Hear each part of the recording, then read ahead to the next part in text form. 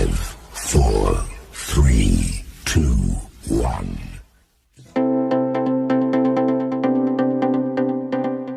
Bismillahirrahmanirrahim. Assalamualaikum warahmatullahi wabarakatuh.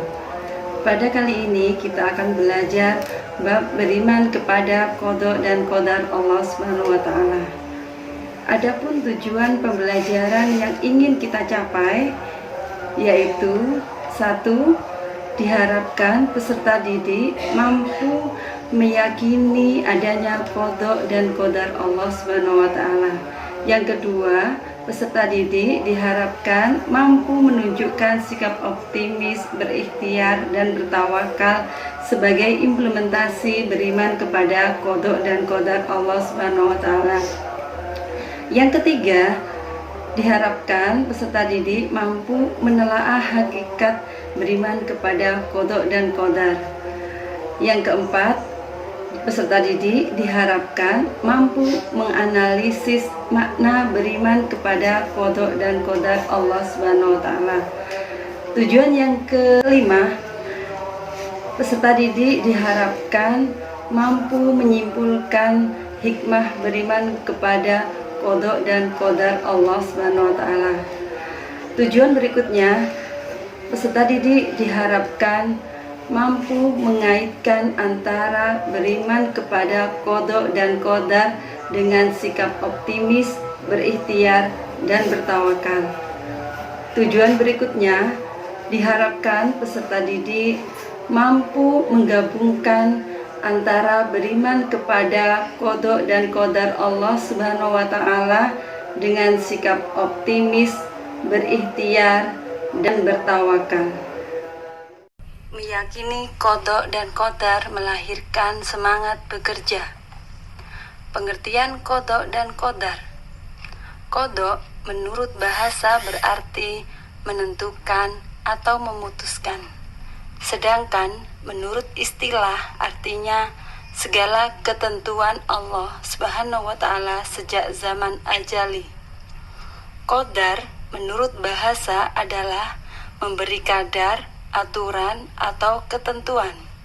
Menurut istilah berarti ketetapan Allah Subhanahu wa taala terhadap seluruh makhluknya tentang segala sesuatu. Apa itu beriman kepada qada dan qadar? Iman kepada qada dan qadar artinya adalah percaya dan yakin sepenuh hati bahwa Allah Subhanahu wa taala telah menentukan segala sesuatu bagi makhluknya. Prinsip iman kepada qada dan qadar. 1. Iman kepada ilmu Allah Subhanahu wa taala yang qadim, tidak ada permulaan, dan Dia mengetahui perbuatan manusia sebelum mereka melakukannya. 2. Iman bahwa semua qadar Allah Subhanahu wa taala telah tertulis di Lauh Mahfuz. 3. Iman kepada adanya kehendak Allah Subhanahu wa taala yang berlaku dan kekuasaannya yang bersifat menyeluruh. 4. Iman bahwa Allah Subhanahu wa taala adalah zat yang mewujudkan makhluk. Allah Subhanahu wa taala adalah sang pencipta dan yang lain adalah makhluk. Qada dan qadar biasa disebut dengan satu kata, takdir. Bagi manusia dan makhluk lain, ada pandangan takdir baik dan buruk. Tetapi dalam pandangan Allah Subhanahu wa taala, semua takdir itu baik, karena keburukan tidak dinisbatkan kepada Allah Subhanahu wa taala. Dalil-dalil tentang qada dan qadar. Yang pertama, ada Quran surat Al-Qamar ayat 49. Kedua, Quran surat Al-Hadid ayat 22. Ketiga, Quran surat Al-Isra ayat 13. 4. Quran surat At-Taghabun ayat 11. Dalil as-sunnah, hadis Rasulullah. Sesungguhnya seseorang itu diciptakan dalam perut ibunya selama 40 hari dalam bentuk nutfah, 40 hari menjadi segumpal darah, 40 hari menjadi segumpal daging.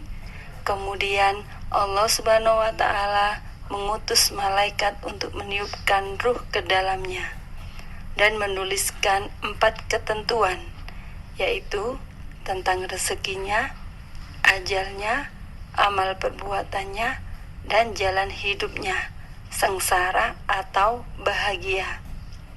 Hadis riwayat Al-Bukhari dan Muslim. Macam-macam takdir. 1. Takdir mu'alak. Takdir mu'alak adalah takdir yang erat kaitannya dengan ikhtiar manusia. Misalnya, seorang siswa bercita-cita ingin menjadi insinyur pertanian. Untuk mencapai cita-citanya itu, ia belajar dengan tekun, akhirnya apa yang ia cita-citakan menjadi kenyataan. Kedua, takdir mubrom. Takdir mubrom adalah takdir yang terjadi pada diri manusia dan tidak dapat diusahakan atau tidak dapat ditawar-tawar lagi oleh manusia. Misalnya, ada orang yang dilahirkan dengan mata sipit atau dilahirkan dengan kulit hitam, sedangkan ibu dan bapak kulit putih, dan sebagainya. Hubungan takdir terbaik Allah Subhanahu wa Ta'ala dengan sikap optimis, berikhtiar, dan bertawakal. 1. Optimis akan takdir terbaik Allah Subhanahu wa Ta'ala. 2. Ikhtiar adalah berusaha dengan sungguh-sungguh dengan sepenuh hati dalam menggapai cita-cita dan tujuan. Allah Subhanahu wa Ta'ala menentukan takdir. Kita sebagai manusia berkewajiban melakukan ikhtiar. Siapapun yang berusaha dengan sungguh-sungguh, berarti dia sedang menuju keberhasilan. 3. Doa. Doa adalah ikhtiar batin yang besar pengaruhnya bagi manusia yang meyakininya. Hal ini karena ada doa merupakan bagian dari motivasi intrinsik. Bagi yang meyakini, doa akan memberikan energi dalam menjalani ikhtiarnya. Karena Allah telah berjanji untuk mengabulkan permohonan orang yang bersungguh-sungguh memohon. Keempat, tawakal. Tawakal adalah menyerahkan segala urusan dan hasil ikhtiarnya hanya kepada Allah Subhanahu wa Ta'ala. Sikap tawakal baru boleh dilakukan setelah usaha yang sungguh-sungguh sudah dijalankan. Hikmah beriman kepada qada dan qadar. Yang pertama, semakin meyakini bahwa segala sesuatu yang terjadi di alam ini tidak lepas dari sunnatullah. Yang kedua, semakin termotivasi untuk senantiasa berikhtiar atau berusaha lebih giat lagi dalam mengejar cita-citanya. Ketiga, meningkatkan keyakinan akan pentingnya peran doa bagi keberhasilan sebuah usaha. Keempat, meningkatkan optimisme dalam menatap masa depan dengan ikhtiar yang sungguh-sungguh. Kelima, meningkatkan kekebalan jiwa dalam menghadapi segala rintangan dalam usaha sehingga tidak berputus asa ketika mengalami kegagalan. Keenam, menyadarkan manusia bahwa dalam kehidupan ini dibatasi oleh peraturan-peraturan Allah Subhanahu wa Ta'ala yang tujuannya untuk kebaikan manusia itu sendiri. Perilaku seseorang yang mencerminkan kesadaran beriman kepada qada dan qadar Allah. Pertama, selalu menjauhkan diri dari sifat sombong dan putus asa. Kedua, banyak bersyukur dan bersabar. Ketiga, bersikap optimis dan giat bekerja. Keempat, selalu tenang jiwanya. Demikianlah pembelajaran kita kali ini.